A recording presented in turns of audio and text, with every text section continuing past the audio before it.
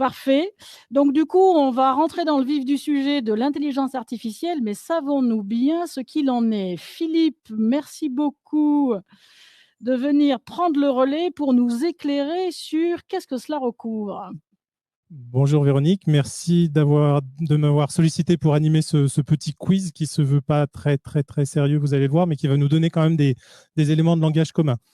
C'est toujours très difficile de passer avec Thierry parce que son discours est toujours très éclairant, amène à réfléchir et effectivement, il y a pas mal de métaphores qui me parlent. Notamment, j'ai vu une boîte américaine qui nous promet des dead bots. Donc, c'est des chatbots de personnes qui sont décédées. Donc, ils reprennent effectivement tout le passé de ces personnes-là. Et les gens qui ont connu une disparition peuvent continuer d'échanger avec cette IA. Et ça pose, enfin, bien ou pas bien, mais ça pose quand même des vrais débats d'éthique, ces choses-là. Donc, c'est toujours très intéressant. Donc, je suis Philippe Viexorek, je suis directeur innovation dans le pôle de compétitivité Minalogique et je m'intéresse effectivement particulièrement à l'IA. Donc, l'idée, effectivement, c'est de faire un petit quiz. Je sais. Non, c'est prévu que les gens répondent en direct ou pas, du coup? Oui.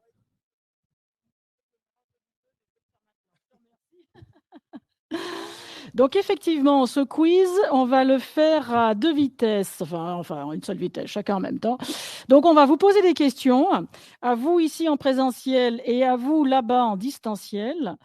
Ceux qui sont en distanciel, ils auront l'occasion de pouvoir cliquer sur les réponses pour dire ce qu'eux penseraient finalement de la bonne réponse par rapport aux questions. Je suis désolée, au niveau du présentiel, oh, bon, alors, on a, pour l'instant, en tout cas, on est resté sur des choses simples. Donc, vous ne participerez pas directement à ce pourcentage, entre guillemets, de réponses. Donc, Philippe va poser la question. Je vous invite chacun à y réfléchir, bien sûr. En distanciel, je vous invite à cliquer sur là ou les réponses possibles, parce que c'est type QCM. Derrière, nous afficherons quand même les pourcentages de réponses qui ont été obtenus en distanciel et Philippe nous permettra de commenter finalement quelle est la bonne réponse au regard aussi de ce que les uns et les autres pensent. Voilà la règle du jeu. C'est parti, merci. Merci beaucoup, Véronique. Sur cette première question, il y avait un fond sonore. Je ne sais pas si vous avez prévu de l'envoyer ou pas sur le petit YouTube.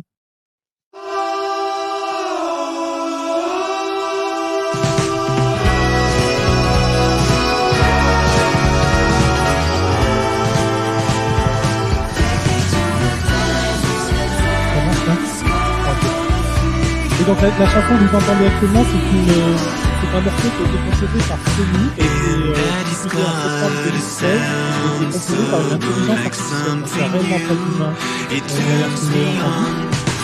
Donc la question, c'est à votre avis, à partir de quoi Sony a pu composer cette chanson. Donc je vous fais trois propositions. La discographie intégrale des Beatles.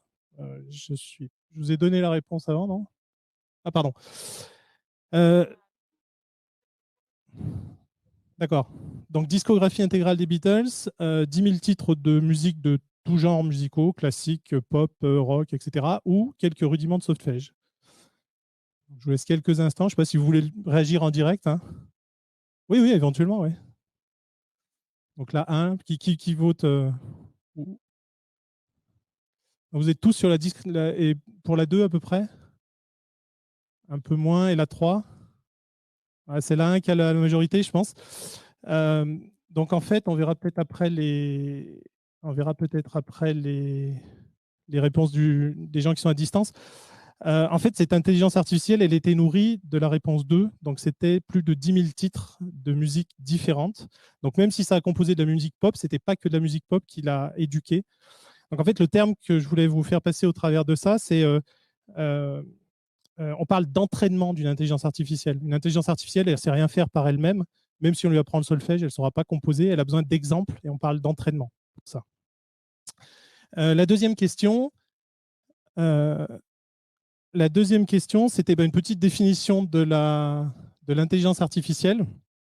Donc, je vous propose trois choix. Donc, des technologies qui reposent sur l'utilisation d'algorithmes visant à simuler l'intelligence humaine, ou des outils pour résoudre des problèmes humains et remplacer à terme l'intelligence humaine, ou des robots dotés d'une conscience et capables d'être autonomes. Donc, on va le faire toujours à main levée. La réponse 1, une quinzaine de personnes. La réponse 2, 3, 4, 5. Et la réponse 3, personne sur la réponse 3? Ah, ça vous fait peur les robots, hein? Donc en fait, j'ai laissé assez de temps pour le distanciel aussi. Donc effectivement, c'est la première réponse, hein. C'est des technologies qui se caractérisent, qui reposent pardon, sur l'utilisation d'algorithmes qui visent à simuler l'intelligence humaine. Donc ça ne vise pas à la remplacer. Alors c'est le gros fantasme, et on en reparlera, je pense, dans toute la journée. Mais effectivement, c'est plutôt essayer de simuler, d'imiter l'intelligence humaine, mais on en est encore assez loin. Et en fait, la plupart du temps, ces technologies, elles se caractérisent par leur capacité à prédire un événement basé sur des événements passés. Et pour l'instant, l'intelligence artificielle, pardon, ce n'est que ça. La question 3. Alors, il y a beaucoup de réponses possibles. Alors, il y a plusieurs réponses possibles. Donc, à votre avis, à quel domaine scientifique fait appel l'intelligence artificielle? Donc, j'ai mis effectivement informatique, biologie, mathématiques, électronique, neurosciences, chimie, sciences cognitives, philosophie et mécanique. Tous? C'est l'avis unanime, tous, ou il y en a certains qu'on ne relève pas?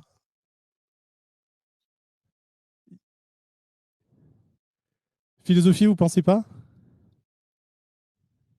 Ah, enfin, on pourrait avoir des débats. Vous allez offenser Thierry, hein.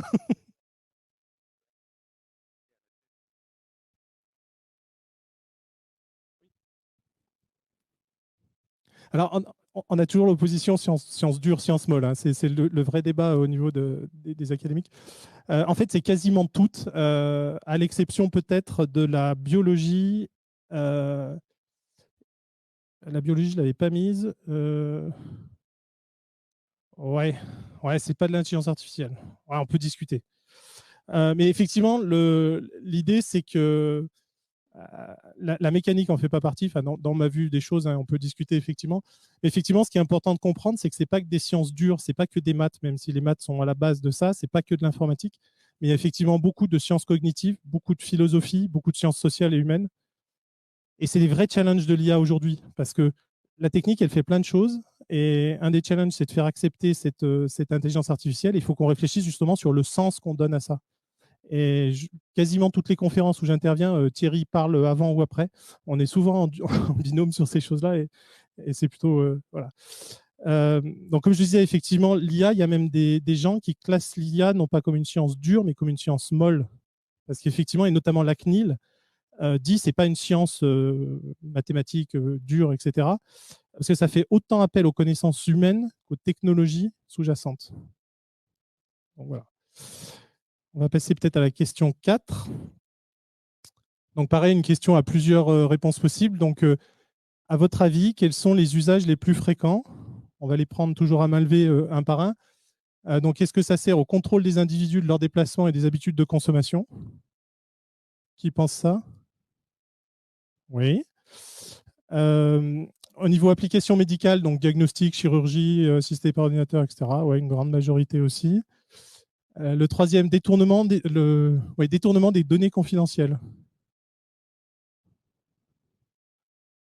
Alors, est-ce que c'est de l'IA? La vraie question, c'est ça. Ah, vous êtes plus partagé. Le rendu de décision de justice. Donc oui, effectivement. Alors, juste pour commenter, un contrôle des individus et malheureusement de leurs déplacements, etc., c'est malheureusement une réalité, notamment sur des pays un peu plus asiatiques, qui ont peut-être un peu moins d'éthique, notamment la Chine. La raison pour laquelle la Chine fait de l'IA, c'est uniquement pour ça. Donc effectivement, c'est critiquable, mais c'est comme ça. Application médicale, effectivement, on en a, et puis c'est l'illustration de la journée aujourd'hui. Il y a d'énormes perspectives en termes de diagnostic, d'imagerie médicale, qui ne remplaceront pas le médecin, mais qui l'aideront à être plus efficaces et plus disponibles pour ses patients. Détournement de données confidentielles, ce n'est pas de l'IA, c'est effectivement les GAFA ou etc. qui font ça, mais a priori, ce n'est pas forcément de l'IA. Rendu de décision de justice, donc effectivement, il y a eu des précédents aux États-Unis où ils ont demandé à une IA de conditionner, de décider de la remise en liberté conditionnelle de certains détenus. Et ça a montré des biais assez. En gros, les Noirs n'étaient pas libérés et les Blancs étaient libérés, pour faire très court.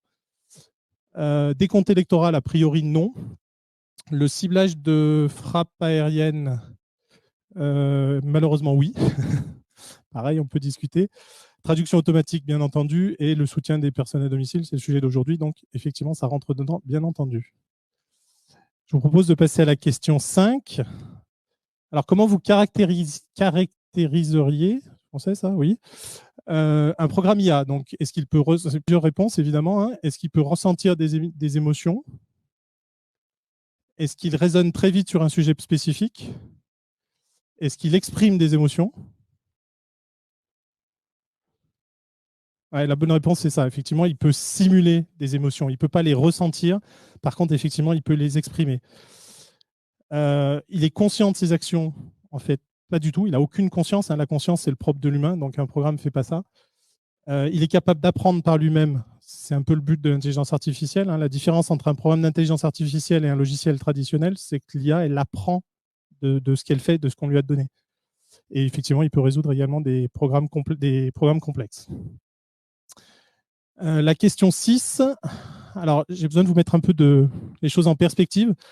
Donc, il y a quelques années, il y a 5-6 ans, Microsoft a tenté de faire à nourrir une intelligence artificielle exclusivement avec le contenu des réseaux sociaux, donc Twitter, Facebook, etc. Et en fait, il a mis cette intelligence artificielle s'appelait Tay, donc vous pouvez retrouver le Tay Tweet. Et en fait, il l'a injecté sur Twitter en disant à l'intelligence artificielle, réagis à ce qui se passe. Et en quelques petites vingtaine de minutes, elle est devenue très sympathique puisqu'elle est devenue à peu près xénophobe, raciste. Et elle voulait éradiquer les femmes de la Terre, pour faire court. Donc vous avez quelques extraits que j'ai sélectionnés, donc je ne vous ferai pas la traduction parce que c'est quand même assez vulgaire, mais voilà. Et donc le concept que je voulais vous montrer au travers de ça, c'est ce qu'on appelle un biais algorithmique. Donc peut-être la question derrière. Donc, à votre avis, parmi ces 4 propositions, il y en a 2 qui sont bonnes et 2 qui sont fausses, lesquelles relèvent d'un biais algorithmique? Donc le premier, l'affirmation, c'est les femmes ayant eu moins accès à des postes de responsabilité dans le passé sont moins capables d'y accéder aujourd'hui. Ah oui, pardon, j'ai sauté la première. Les personnes âgées voient des publicités pour les clubs du 3e âge. Est-ce qu'il y a un biais dans cette affirmation ou pas, à votre avis? Alors effectivement, il n'y en a pas, puisque c'est juste effectivement du ciblage d'une catégorie, il n'y a pas forcément de biais. Le deuxième, effectivement, les femmes ayant moins eu accès à des postes à responsabilité dans le passé sont moins capables d'y accéder aujourd'hui. Est-ce qu'il y a un biais ou est-ce qu'il n'y a pas de biais? Donc clairement, là, il y a un biais. Le taux de reconnaissance faciale des personnes blanches est plus fort que celui des personnes d'autres couleurs. Évidemment, il y a un biais puisque c'est une affaire de race. Et puis le dernier, les personnes actuellement en recherche d'emploi dans le domaine médical reçoivent des annonces d'hôpitaux et de cliniques. Ce n'est pas forcément un biais, c'est juste normal puisque ces gens-là sont plus à même d'occuper ces emplois-là. Et donc, en général, les biais algorithmiques, ils sont très, très souvent liés à des questions de sexe, de genre, d'âge. Et ils impliquent souvent des connotations racistes, sexistes, homophobes ou toutes sortes de discriminations. Et c'est un vrai enjeu pour l'IA aujourd'hui que de faire attention de ne pas introduire ces biais-là. Donc, il y a plein de débats. Enfin, donc, Tay en est un exemple. Les décisions de justice aux US en sont une autre. Mais c'est vraiment un des enjeux majeurs que d'être capable d'expliquer la démarche qui a amené à cette conclusion pour qu'on ait confiance dans les IA. Donc, c'est vraiment tous les travaux de recherche portent là-dessus. Et là, dans le terme que vous entendrez peut-être, c'est l'explicabilité de l'IA. C'est la capacité, effectivement, à un programme de dire « je suis arrivé à cette conclusion en prenant ce raisonnement-là », comme pourrait le justifier un humain. La question 7 est plutôt sur l'Europe. Donc, au niveau de l'Europe, à votre avis, quel est l'objectif que poursuit l'Union européenne en termes d'intelligence artificielle? Est-ce que c'est d'utiliser les données fournies par les GAFA pour développer l'économie européenne? Est-ce que c'est de créer un espace européen et un marché unique des données, ou c'est de devenir un leader mondial en intelligence artificielle? Donc peut-être à main levée, la première. Une personne. La deuxième. Une petite dizaine, on va dire. Et la troisième? Ah, c'est partagé. Vous seriez plutôt en faveur de la troisième. En fait, non, c'est réellement la deuxième. Paradoxalement, si je caricature, hein, la Chine fait de l'IA pour contrôler ses populations, les US font de l'IA pour faire du business et devenir un leader. Et en fait, en Europe, on veut effectivement créer un espace respectueux des individus, des données, effectivement en utilisant ces technologies, mais dans le respect de la liberté individuelle. L'Europe est en train de légiférer et va proposer j'ai pris mes notes, je ne me rappelle plus le nom du texte, c'est un livre sur la robotique, le droit de la robotique, qui effectivement va essayer d'encadrer ou de moins de donner des recommandations pour qu'est-ce qui est faisable ou qu'est-ce qui est bien de faire ou de ne pas faire dans l'IA. Et donc, ça pose plein de débats parce que, effectivement, est-ce qu'on doit se limiter en Europe à sortir de la course de l'innovation mondiale parce que les Américains et les Chinois vont commencer d'avancer.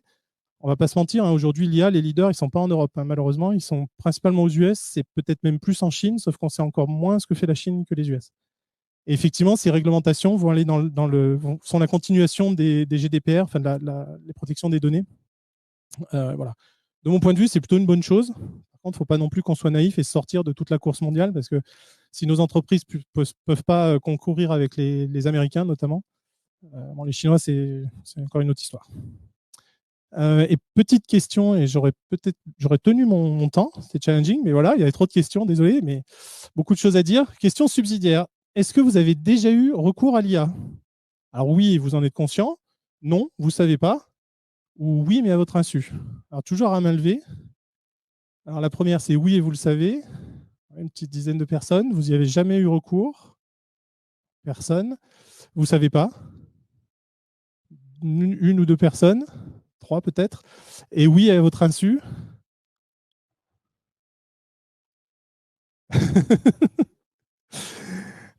Donc pareil, le oui à votre insu. Donc en fait, réellement, à moins d'avoir vécu sur la Lune et d'y avoir été à pied, vous avez forcément utilisé l'IA parce qu'elle est présente dans vos smartphones, elle est présente partout, partout.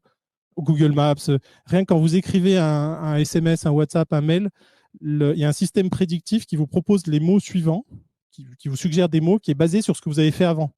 Et donc ça, c'est typiquement de l'IA. Votre téléphone, il a appris de ce que vous écrivez d'habitude en vous proposant. Donc, vous n'avez réellement pas pu y échapper, à moins d'être vraiment, vraiment déconnecté de la planète en ce moment. Voilà, je vous remercie beaucoup et puis on continue cette belle journée.